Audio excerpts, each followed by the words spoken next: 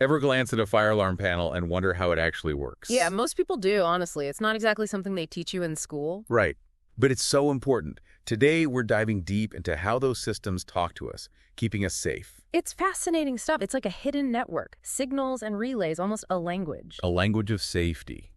So, no more dry manuals. We're talking real-world signals. What's the most common one? For ages, it's been the analog 420 MA signal, kind of like the standard phone line, but for fire alarms. 420 MA. I'm lost already. Can we break that down? Sure, imagine a volume knob, right?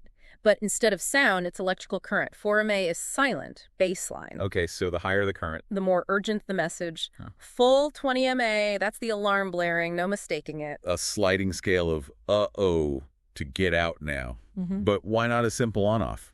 Why this system? Think about it. Buildings, huge ones sometimes, signals gotta travel, can't get lost in the noise. Makes sense. You need something strong. This 420 MA, super robust. Yeah. Factory floor, all sorts of electrical stuff interfering. This cuts right through. So even silence, or, well, that 4MA, it's telling you something. Exactly, like a heartbeat. Everything's okay. But let that drop to 0. Bad news. Major red flag. Broken wire, power issue, something's wrong. Even a weak signal. Below 4, it's a cry for help. Like the system's whispering, all clear, all clear. Stops. You know it's trouble. Genius. Constant feedback, that's the key. But 420 MA is just one piece. We need to talk about the action. Which is where those relays come in, right? I've always wondered about those. You got it. Like specialized responders, each with their own skill set, ready to jump in. Okay, I'm picturing a fire alarm SWAT team now. That's just got interesting. What kind of responders are we talking about? Well, you've got your instant relays. Those are the first responders. All about speed. Got it. Every second counts. Exactly. Smoke detector goes off. Yeah. Instant relay triggers the alarms. No delay. People get those extra seconds to react. Life-saving, really. But what about situations that need, I don't know, more strategy, not just immediate action? Ah, you're thinking about timed relays. They're like the strategists. Instead of everyone rushing out at once? Precisely. Big building, evacuation. You don't want chaos. Timed relays, staggered notifications, floor by floor, Control the flow, keep things orderly. Exactly. It's not just speed, it's timing. You got to choreograph the whole thing. Well, a fire alarm dance. But it's got to do more than just alarms, right? Buildings have all sorts of systems. You're right. And that's where we get to the programmable relays, the real brains of the operation. Okay, now we're talking serious tech. No kidding. These guys, they don't just sound the alarm, they talk to other systems. Like what? Give me an example. Imagine a fire breaks out. Programmable relays, they can shut down the ventilation, stop the smoke, or unlock fire doors, make escape routes easier, all sorts of possibilities. The building's responding intelligently. That's incredible. But how do you set that up? Sounds complicated. Well, that's the beauty of programmable relays. You can fine-tune them to the building. Customizable safety. Exactly. Each building's different layouts, different needs. We've gone from smoke signals to a whole communication network. It's amazing how much goes into it. But how do you make sure it's always ready? Ah, that's where the fault relays step in. They're the silent guardians. Remember that everything's okay signal. The heartbeat.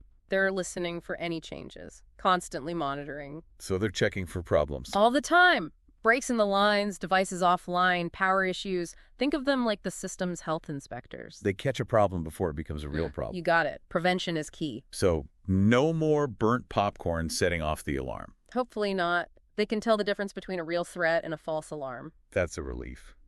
All of this sounds very analog, though. What about the future?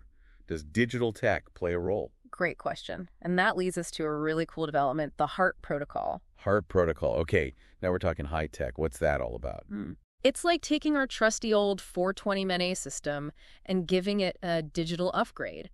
Imagine your phone line could suddenly send text messages. So it's like adding the internet to like a rotary phone. Something like that. We're keeping the reliability of analog for those critical alarms. But adding a layer of digital communication on top. You got it. Way more information, more data. It's a game changer, really. What kind of data are we talking? Give me some examples. Imagine sitting at your computer, right? You can check every device. Sensor readings, battery life, you name it. All from my desk. No more climbing ladders to check smoke detectors. I like where this is going. And that's just the start. This data lets us do some really sophisticated diagnostics. Diagnostics. So we can find problems before they happen. Exactly. We're moving from reactive to proactive. That sounds incredibly useful. Yeah. but also complicated. It is. But the potential is huge. Yeah. We're talking about a whole new level of fire safety. This HART protocol, it's like giving these systems a brain.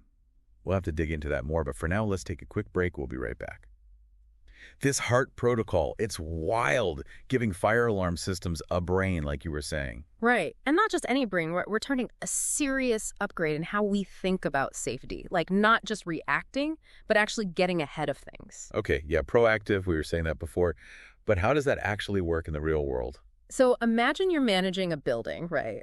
Instead of waiting for that alarm to scream at you. Which is never a good feeling, by the way. Never. But with HART, the system's always analyzing, looking for those little hints of trouble. Little hints, like what? Okay, say there's a storage room, and the smoke detector is picking up more and more dust. Which happens, right? It's not a fire, just life. Exactly. Old system, it might not even notice until, bam, smoke level's critical, everyone's panicking. But HART's more subtle. Way more. You get an alert right on your computer, tells you the exact location, even suggests, hey, maybe it's just dust. So you send someone to check, quick clean, problem solved. No fire department, no chaos. You got it. Saves money too, you know. Damages, downtime, all that. Not to mention the peace of mind, knowing things are actually okay. Huge. But it's not just about preventing the false alarms. Real fires? HART makes those responses smarter too. Smarter, how so? Think about it. Fire breaks out, traditional system, maybe the floor, maybe. With HART. You get more, like exactly. The exact location, based on all those sensors, how fast it's spreading, even if there's like hazardous stuff nearby. So firefighters aren't going in blind. Way more information, real-time intelligence. Yeah. Like having GPS instead of an old paper map when every second counts. In a sense, right information, right time, that's key in an emergency. But at the end of the day, it's still people who got to react when that alarm goes off. Very true. We can have the fanciest alarms in the world, but if people don't listen... Or they panic, freeze up, don't know what to do. Right. Then it's all for nothing. The human side of things, that's what we need to talk about now. We've geeked out on the tech side of things, but you're right. What good is a fancy system if people freak out the second they hear that alarm? It's instinct, right? That sound, that piercing tone. It's meant to cut through everything, get your attention. Works on me, I'll tell you that. But yeah, not exactly calming. There's a balance, Yeah. Effective, but not terrifying. And it's not just how loud. The tone, the pattern, even how long it lasts. All that affects how we react. So not just one danger sound. Could you use different ones for different situations? Exactly. Some systems now, they use voice announcements. Makes sense. Oh, absolutely. Instead of just a siren, it's like, fire on the 3rd floor, everyone stay calm. Right. Gives you actual information, helps you think straight. Way better than just run echoing in your head. And then, of course, there's the whole false alarm problem. Hear that enough times, nothing's actually wrong. Just start tuning it out, yeah. Exactly. Complacency, that's the real danger. That's where these smarter systems shine. HART, you mean, with the better sensors. Right. Burnt popcorn isn't a fire, even if it smells like one. HART can tell the difference, cuts down on those false alarms big time. So the tech helps us stay alert, too. It's not just on us to be smarter. It's a partnership.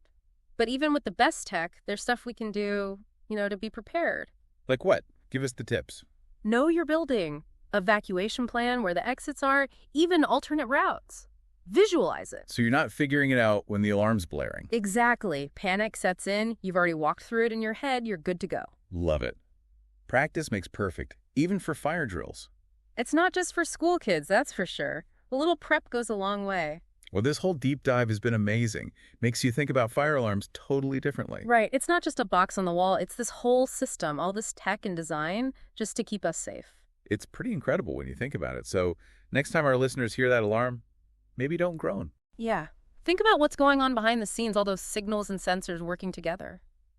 And most importantly, stay safe out there, everyone. This is The Deep Dive, signing off.